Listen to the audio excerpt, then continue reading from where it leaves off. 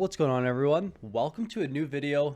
This one I'm going to try out for the first time, see how you guys like it. But basically, I'm going to go through my fantasy teams, kind of a week by week analysis to tell you and show you some of the moves that I make throughout the week, the way I manage my team, the place I'm in, the players I have, maybe why I make some moves, and even trades. So it'll basically just cover full fantasy for both of my ESPN leagues. They're both keeper leagues.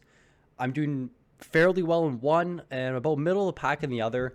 So I think this kind of gives you a sense of you're in first place, the moves you need to make or not make to maintain first place, and then ways to bounce back if you're having a tough start to the season. So I think this is generally just an advice video as well.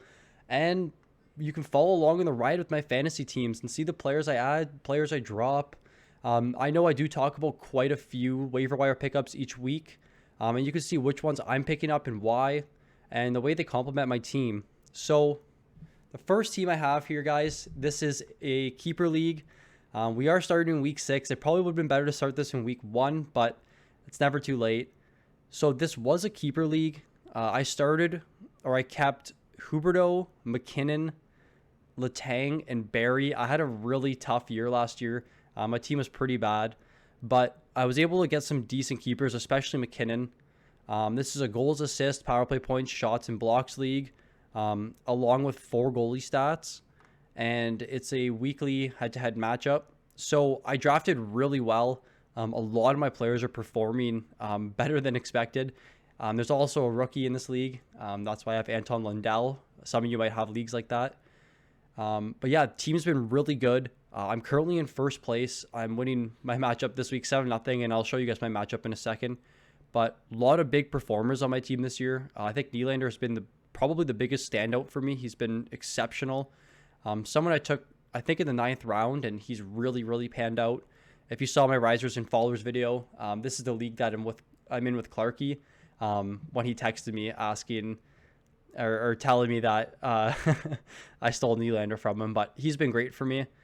My goaltending was pretty weak this week with Demko. I had a couple tough starts, but we'll get into that. Tony DeAngelo, took a chance on him late. He's been great for me this year, especially in the power play points. My D don't really put up too many points. Barry's been kind of struggling this year. Letang's been on and off injury, but overall they've been pretty good. Sam Bennett too. So going into my matchup this week, my team performed really well. I'm up 7-0 with a 5 goals against average. So not a good week for me. I should have listened to my own advice in the starts and sits, and I should have sat Demko this week. And that's kind of just what you need to do moving forward, is evaluate what went wrong and kind of make adjustments on a week-to-week basis. So Demko had a really rough start against Colorado, which is one of the tougher matchups. And then another bad start against Vegas last night. So just not really the best management on my part, but I still managed to squeak away with the goalie. I heard the goals against average here. I think he just started night this week, so not too good, but some solid performances. I'm still holding Farabee. I do still like the upside, especially with Hayes coming back, so I'm going to keep him. I'm still rolling with Forsling too. He's probably next up on the list to drop. And I added Ryan Hartman this week, and I got a 3-assist game out of him last night, so really good. He's definitely another guy that's a fringe for me, but I'll probably I'll see who's available and then decide on if I want to keep him or not, especially with this week's matchups. But really good week for Nylander. Again, 16 shots, 5 points, 2 power play points. Jordan Kyrou, he's been great for me this year. He was a pickup before the season started. I added him. He's been great. 11 shots this week, 3 power play points, 5 points total. And then, man, another waiver pickup carrying my squad here. Matt Duchene, 6 points, 5 shots. Just overall solid week for me. My Vegas players are starting to bounce back. Pietrangelo. Actually, it's my other league where I have, I think, both of them. Maybe on ESPN, but I'm not going to do my ESPN league. But yeah, in first place right now, guys. I'm doing very well. Binnington's been definitely holding down the net for me. He's been really good this season. I was really banking on Mrazek. I'm just going to keep him on IR. We have IR spots in this league, so just going to sit him there for a while until he's healthy. I still think with Toronto, there's tons of upside. But yeah, overall, team's doing really well. I'm very happy. I can go through some of the transactions here as well, just to give you guys a sense on who's getting added and who's getting dropped. I added Hartman on the 10th. He's been really good. I dropped Zub. I know he was in my waiver video. Ottawa's just full of COVID right now, and my IR spots are full, so I had to make a move. And it did allow me to get to Hartman. Kind of a big acquisition here. Larkin was dropped. I put in a claim to pick him up, but I didn't get him. I was really hoping I was going to get him. I couldn't believe he got dropped in this league, but Blake Wheeler here, honors Lee. I drafted Lee, so he's now owned. Sorry, guys. I have this like little dark mode app for those that play on Yahoo and don't like the bright light. It's pretty cool. I dropped Graves. Graves was pretty good for me. He was good at the plus minus, and he was getting quite a bit of blocks. You can see I dropped Mayfield here for Zub. Forsling I added. So this is my first league. I'm in first. I'm doing very well. Happy with my squad. And yeah, looking forward to, seeing what next week has in store with this team. But right now, I'm not really looking to make any major moves. But my other league, this is also a keeper. 2 forwards, 1 D, 1 goalie. I kept Zibanejad, Brady, Grubauer, and Dougie Hamilton. So I'm sure you're wondering why I have Kemper now and Barkov. So I'll get into that in a second. But this team's doing pretty good. I'm in 5th, but I've won every matchup. My team's doing relatively good. There's just other teams that have a better record, even though I've won each week.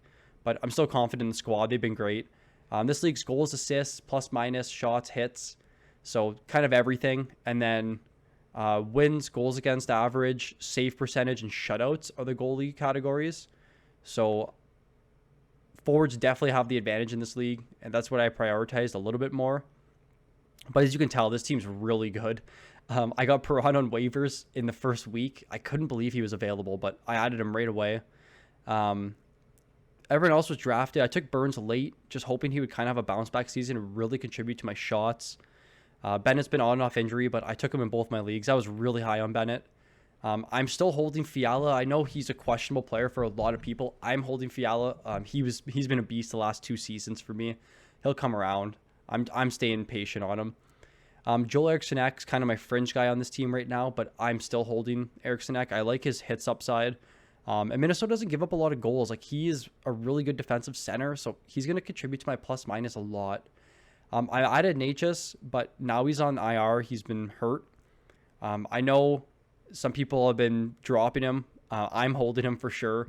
He was a top 70 player in my league last year. I'm not sure if this shows it. But yeah, he was like a top 70 player in my league last year. He was a plus 25, I think, too. So he's going to contribute to my plus minus category and get points. Plays a lot of minutes. I'm definitely holding him. I drafted Hart. I know some people were giving me shit this year for Hart, but I'm on him. I really like him. He's been an absolute stud for me. Yeah, Evan Bouchard too, another guy I've told you guys to pick up. I'm holding him.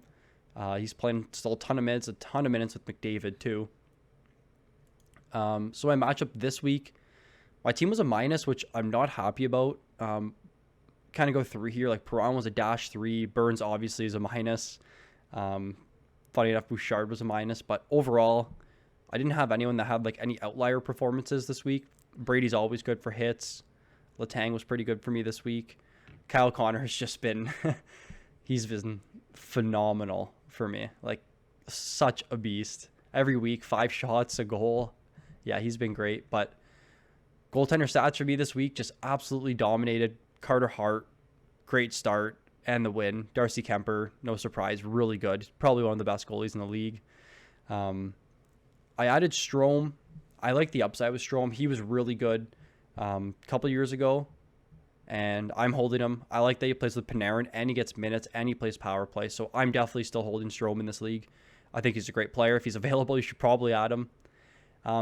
All right, so like I mentioned, why I have Kemper and why I had Barkov. I made a really big trade in this league. Basically, this guy traded for Hedman and Jerry, and I was like, okay, so he's in first. I'm trying to battle for first here. It's a pretty big buy-in league.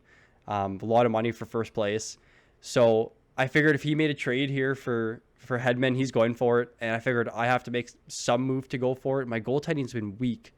So I traded Pettersson, Grubauer, a first and a fourth for Kemper, Barkov, a 14th, 15th. Kemper now becomes a keeper because we do keep a goalie. So he's likely going to be a keeper for me. And Barkov, to no surprise, becomes an instant keeper for me for a very long time in this league. So I think overall it was a pretty good trade on my end. I did give up my first, which is where I got Kyle Connor this year, but I think it's okay. I definitely got a big upgrade. I do like Zib, but I think Barkov's a significant upgrade up front. And it just allows my team to be a lot more competitive. So definitely going to, see how this trade works out, but I think it's fine for me. I find in this league, I'm able to get quite a few steals later in the draft, but going through some of the waiver acquisitions here, I actually dropped Strome. I must have, because I had to activate Dougie this week. And I dropped Forsling recently too. I think Bennett was on IR and I had to activate him too. But as soon as those guys go on IR, the first thing you're going to want to do, and this is good advice, is right away you want to put them on IR and pick someone up, especially if you have an acquisition limit in your league. For my league, it's 7 per matchup. So I'm acquiring players as often as I can. I always have a spot available on my roster to add players throughout the week. And there's always fringe guys you'll have in your roster as well that you can just drop and stream. I think streaming is important. You can find players with good matchups on the free agency, like absolutely. And that'll help you win your matchup each week. See what else here. So I dropped Buchnevich, who is probably an own at this point for Forsling, but I need a D. I dug you out. My D were really hurting. I picked up Alexiak here, or a little bit down here. And the reason for it is because my hits were slacking. Like I was getting killed in hits. And I was kind of looking through my team. I'm like, I don't really have anyone that plays the body at all. So I needed to make a little trade there. But overall, teams are looking good. You can see here. Let me get the dark mode on. I have one empty spot in my roster. I hold that. I pick up players throughout the week pretty frequently. Staying active will help you maintain your spot at first, and also help you win your matchups each week. So to me, I think it's definitely a smart play to do. Other than that, guys, this is the first segment of kind of following my fantasy team, showing you the stuff I do, how I manage the team, how I do throughout the week. Just so you know, it's not all for show when I talk about players, and I add them. They're on my team as well. And it's just some advice on how to manage a team. And if you guys have any questions, feel free to ask in the comment section. I'm always here to answer questions. I love talking hockey. I love talking fantasy. You guys know that. It's a passion. So feel free to ask. If there's anything else you guys want me to run through my teams and how I do stuff, definitely suggest it. I'm definitely open to it. Any suggestions are more than welcome here. This is going to be a weekly segment, just kind of running through my week, who did well, who did bad, who's been underperforming, any moves that I make. But yeah, if you guys like this, definitely leave a like. If you're new to the channel, feel free to subscribe. Suggestions are definitely recommended. So 100% comment down below any suggestions you have, or any players that have performed well for you or underperformed well for you. I'm definitely curious to hear people you drafted. And if there's any trades you might have made that have made your team significantly better, let me know, guys, because this is all important stuff for fantasy. This is how you win your league. Every move you make counts for sure. So thanks for watching, guys. Definitely going to keep doing this. I'm really excited. Other than that, guys, thanks for watching, and I look forward to seeing you in the next one. Take care.